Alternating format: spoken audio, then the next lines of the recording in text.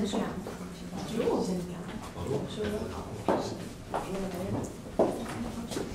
Bonjour.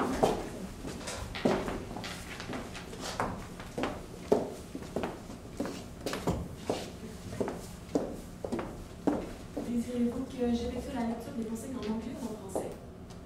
En français. Parfait, ok. Chaque équipe dispose de 20 minutes afin de présenter son cas au juge. J'afficherai un carton pour les 10, les 5, les 2 et les 30 dernières secondes de la présentation. Lors des 10 dernières secondes du discours, j'indiquerai à l'aide de mes mains le nombre de secondes restantes. Une équipe n'ayant pas terminé sa présentation après 20 minutes se verra arrêtée afin de passer à la période de questions. Une période de questions, d'une durée maximale de 5 minutes, est allouée au jury à la fin de la présentation. Je tiens à rappeler au jury qu'il est obligatoire de poser au moins une question lors de cette période. J'inviterai maintenant les juges à se présenter et vous pourrez ensuite débuter. Ginette Landry, opération des ressources humaines Loto-Atlantique. Claire Turbide-Albert, je suis directrice du développement organisationnel chez Loto-Atlantique.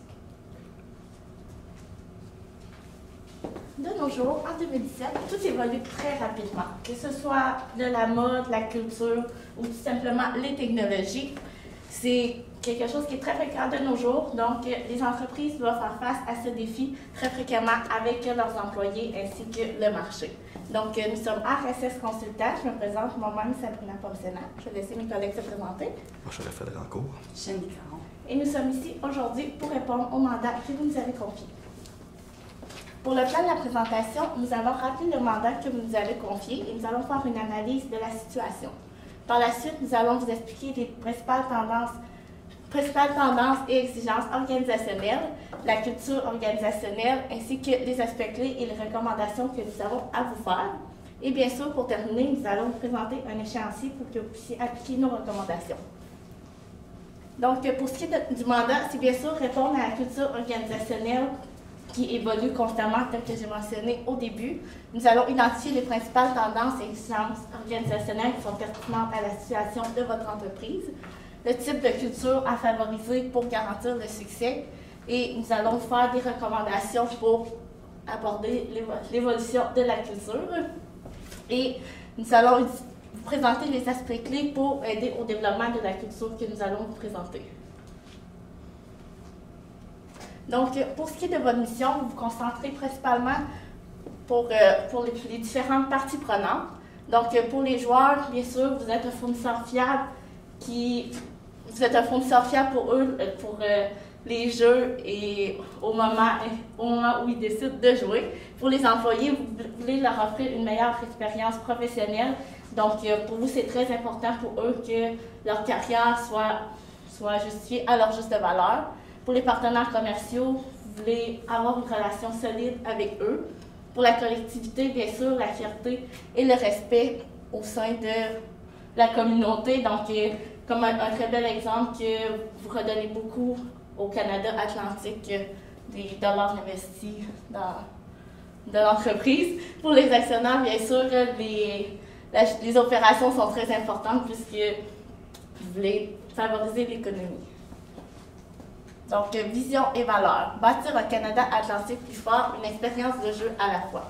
Tel que mentionné, vous redonnez beaucoup dans le Canada Atlantique, dans les quatre territoires. Pour ce qui est des valeurs, intégrité et responsabilité sociale, donc c'est très important d'avoir une belle responsabilité au sein des gens de la communauté. Les principes d'exploitation. Pour les joueurs, comme que j'ai mentionné, c'est très important pour vous, les différentes parties prenantes. Donc, vous prenez vraiment vos décisions par rapport aux joueurs et ce qu'ils veulent pour votre personnel, faire ressortir le meilleur des autres. Donc, que vos employés soient vraiment considérés à leur juste valeur de comment ils sont. Pour les partenaires, partager les risques et les récompenses. Activité, la rapidité calculée, c'est mieux que d'être là. La réputation, une intégrité, une responsabilité, une transparence à toute épreuve. Donc, ça répond bien à vos valeurs. Le succès, trouver l'équilibre entre les résultats à court terme et la prospérité à long terme. Donc, nous avons établi vos forces et vos défis. Vous êtes un employeur prisé, c'est-à-dire que vos employés, ils restent longtemps dans l'entreprise. Leur moyenne est de 12,5 années et la meilleure ancienneté est de 31 ans, donc ce qui veut dire que vous gardez bien vos employés.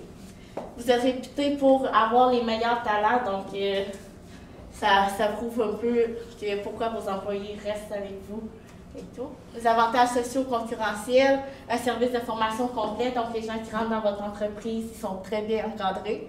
Une excellente réputation au sein de la communauté, une entreprise très bien structurée, donc la hiérarchie est très importante. On a vu ça au niveau de vos organigrammes. La culture établie et fructueuse depuis 40 ans. Pour ce qui est des défis, tel que mentionné, l'évolution de la culture organisationnelle, c'est quelque chose qui est très fréquent de nos jours. Tout évolue très rapidement. Les nombreux concurrents, l'innovation demandée par le marché, les nouvelles technologies, et le fait que vous devez rendre des comptes à quel gouvernement, il y a beaucoup de réglementations, donc ça devient un défi à ce niveau-là. Donc, on va parler maintenant des principales tendances et exigences organisationnelles. Donc, on a vraiment ciblé les tendances et les exigences qui vont s'appliquer autant sur le marché que votre société aussi. Donc, d'abord, répondre aux besoins de nouvelles générations sur le marché du travail. Bien ça, Sabrina l'a mentionné plusieurs fois, puis au risque de se répéter. La technologie évolue, tout évolue, donc on doit aussi faire évoluer la nouvelle génération sur le marché du travail, répondre aux besoins que cette évolution-là cause. On a aussi centralisation des décisions versus la décentralisation. Donc ici, on parle de, au lieu de tout prendre les décisions en haut de l'organigramme, comme Sabrina l'a dit aussi, ça va être de changer ça un peu pour décentraliser ça, pour amener du vent nouveau, des nouvelles idées aussi, afin d'évoluer. Donc, il y a des idées fraîches, c'est ça qui pousse à évoluer. Équipe de travail autonome, encore là, quand un employé se sent autonome, quand il se sent à sa place, il est plus motivé. Il va aussi avoir de meilleures idées, il va avoir un meilleur rendement, donc tout pour le positif aussi. Avantages non monétaires. Donc, c'est sûr qu'on a des avantages monétaires, mais avantages non monétaires, encore là, ça fait un peu le point avec l'équipe de travail autonome, c'est des avantages au niveau psychologique, donc l'employé qui se sent bien. Aussi des spéciaux, des choses comme ça. Innovation technologique, ça je pense qu'on n'a pas besoin de le répéter. Vision collective, donc une vision vraiment que collectivement, au niveau de l'équipe, la même vision, donc ça c'est très important.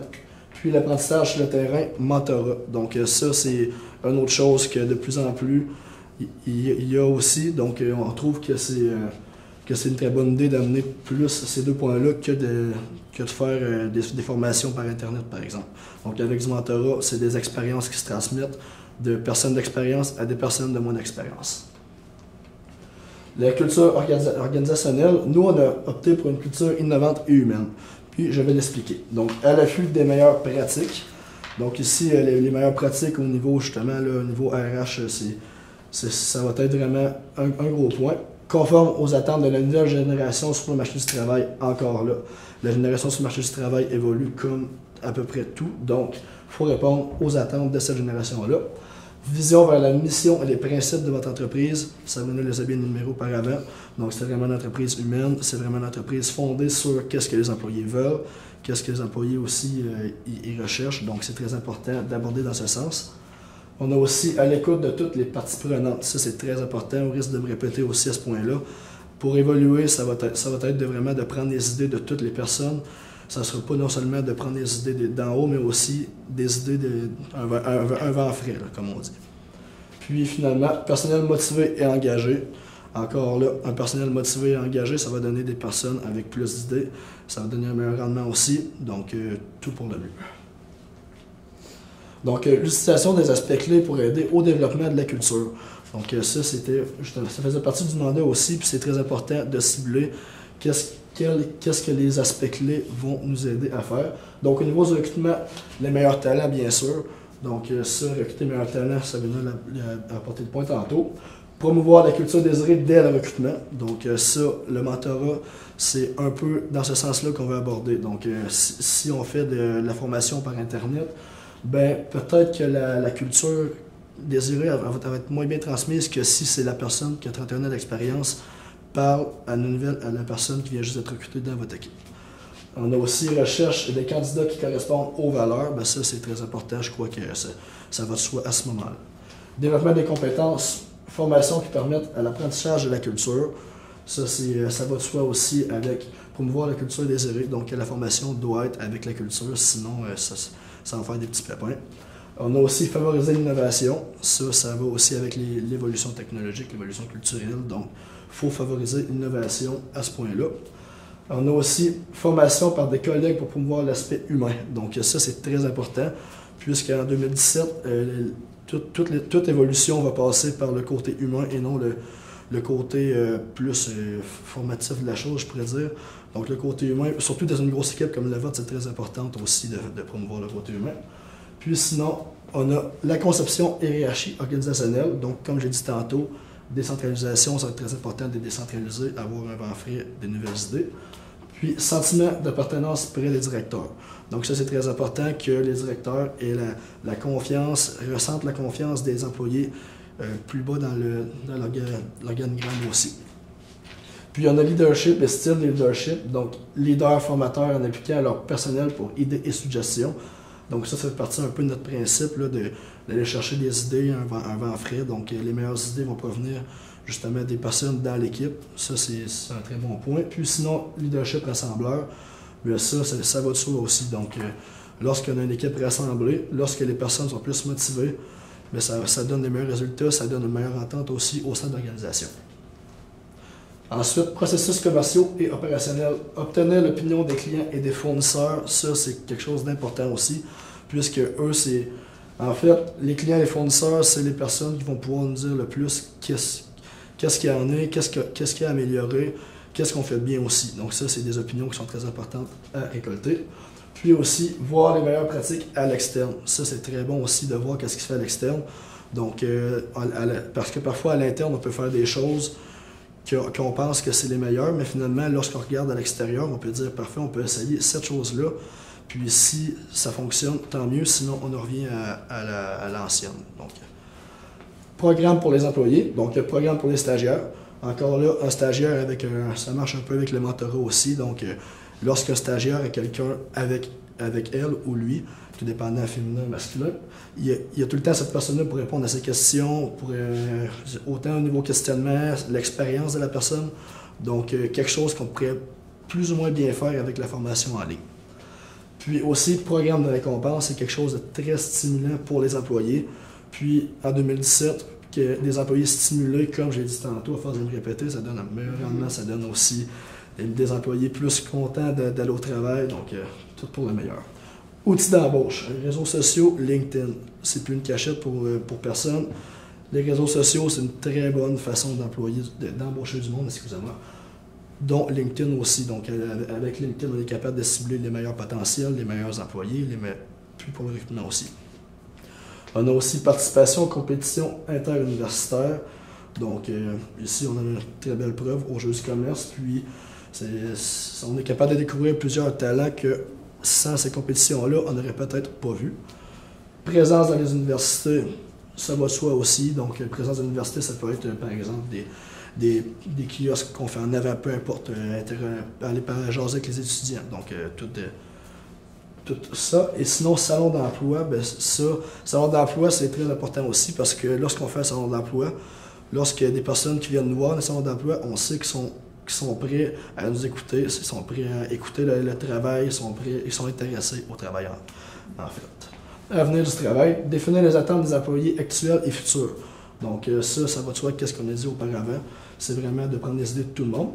Définir des programmes en lien avec les attentes et les besoins de l'entreprise. Donc ça va de soi aussi que je ne me répéterai pas, ça va de soi avec ce qu'on a dit auparavant. Donc les recommandations, on en a 3 pour vous aujourd'hui. Premièrement, la culture des recrutements et la formation. Ça, on en avait parlé auparavant, mais c'est un point qu'on veut vraiment focusser dessus. Donc, dès le recrutement et la formation, ça, c'est très important d'imposer la culture organisationnelle au niveau recruté. Deuxièmement, récompense en lien avec la nouvelle culture. Donc, je l'ai dit tantôt, des récompenses, c'est très stimulant pour des employés. C'est encourageant pour eux, ça permet d'avoir des nouvelles idées, de continuer dans le travail. Puis, finalement, structure d'entreprise en accord avec les changements.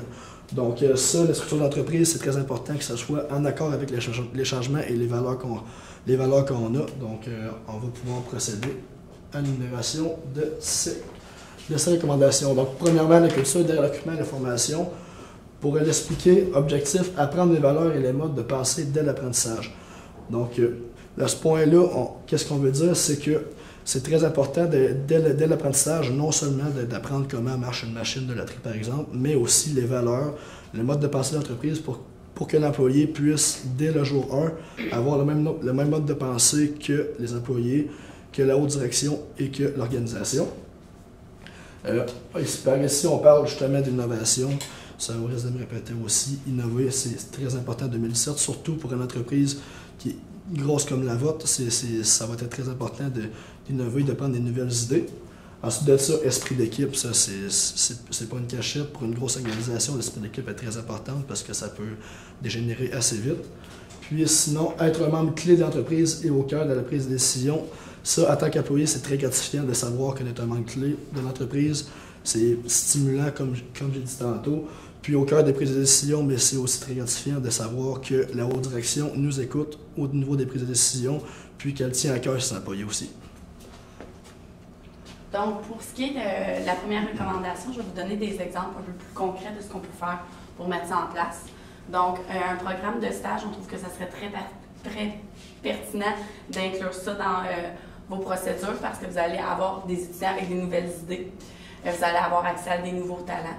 Aussi, comme Raphaël le mentionnait, le mentorat, de jumeler quelqu'un avec plus d'expérience avec quelqu'un de moins d'expérience, non seulement pour la formation, mais aussi pour générer des nouvelles idées. Les plus jeunes arrivent d'ailleurs avec autre chose, un nouveau bagage.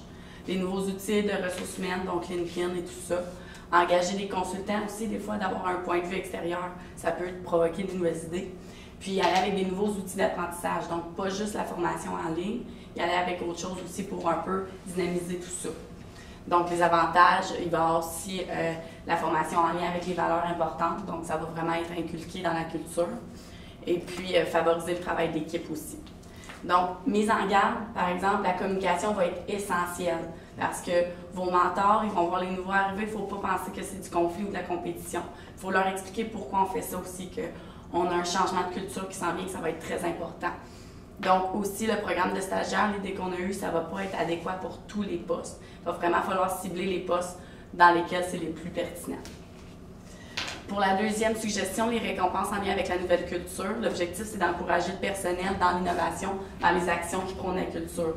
Donc, on s'en va vers une nouvelle voie. Il faut vraiment s'assurer que quand c'est comme on le veut, que ce soit souligné, en fait. Donc, reconnaître les bons coups. Pour les mises en pratique, c'est quelques idées qu'on a eues comme ça.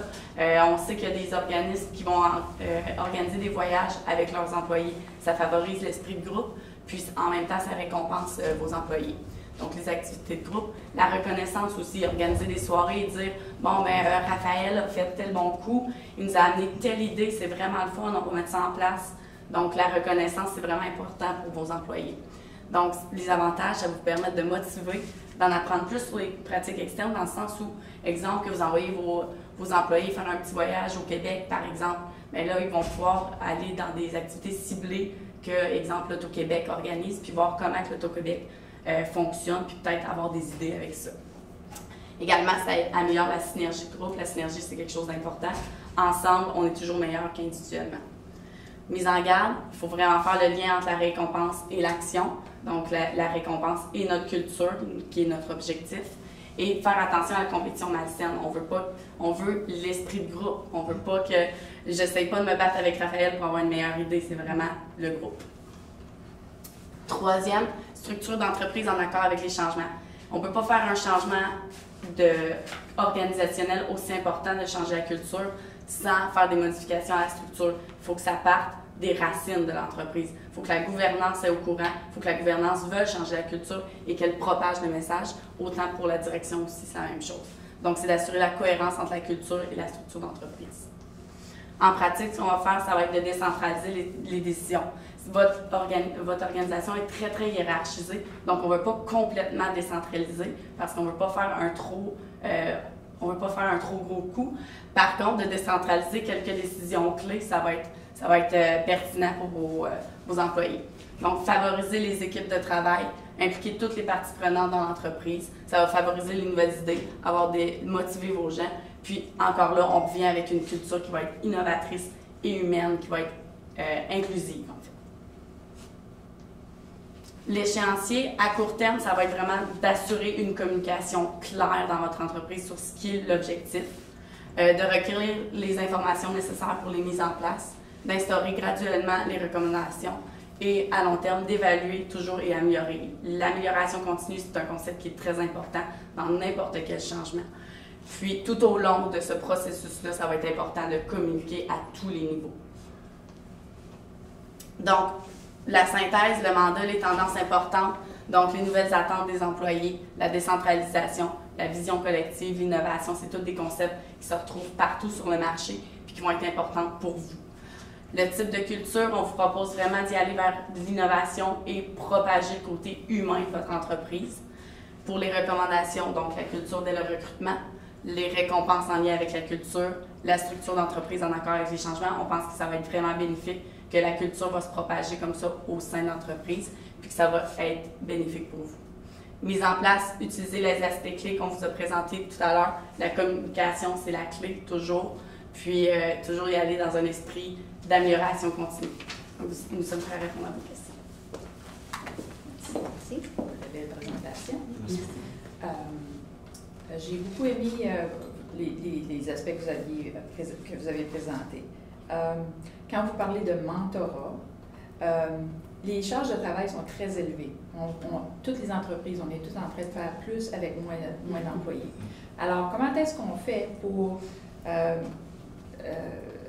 laisser aller des gens qui sont tout de suite critiques pour des projets ou des leaders qui ont des grosses équipes, tout ça? Comment est-ce qu'on peut les changer pour qu'ils puissent se libérer puis aller faire du mentorat avec ses employés? Comment est-ce que vous proposez qu'on fasse ça? Ça pourrait être en fait pas nécessairement le mentor qui quitte sa place pour aller rejoindre le nouveau, mais plutôt d'intégrer le nouveau avec lui dans ses projets. Donc, le nouveau va être très, très motivé de voir qu'au début de sa carrière, on l'implique déjà dans des gros projets. Donc, non seulement il va apprendre, c'est sûr que peut-être qu'au début, ça va être rapide, puis OK, go, go, go, mais ça va être vraiment utile pour lui et vraiment pertinent comme apprentissage. Vous avez donné 3 recommandations. Laquelle que vous pensez qui serait la meilleure à implanter? C'est une très bonne question. Je crois que c'est surtout c'est une très bonne question. Les 3 les trouver excellents. Je ne pas de cachette. En même temps, on ne peut pas changer la culture sans, en faisant juste une chose. Faut vraiment, la culture, c'est vraiment l'entreprise au complet, c'est global. Donc, c'est un changement qui va être vraiment global. Peut-être qu'il y aller par en premier la structure d'entreprise, étant donné que c'est plus la base, le reste va venir de lui-même. Par contre, les 3 recommandations, on pense que c'est vraiment important. Okay. En fait, je trouve qu'ils sont un peu reliés entre elles aussi. Là. Au niveau, justement, tantôt, on parlait des petits voyages, mais c'est très intéressant de voir ce qu'il y a à l'extérieur. Aussi, au niveau de la structure, c'est ça, comme on a dit tantôt, de mettre le niveau avec le mentor, c'est vraiment le terrain, c'est la meilleure formation qu'il n'y a pas aussi. Donc, c'est vraiment relié entre autres. Okay. Okay. C'était tout ce que j'avais fait. Parfait. Merci beaucoup. Merci à vous. Merci. Merci. Merci beaucoup.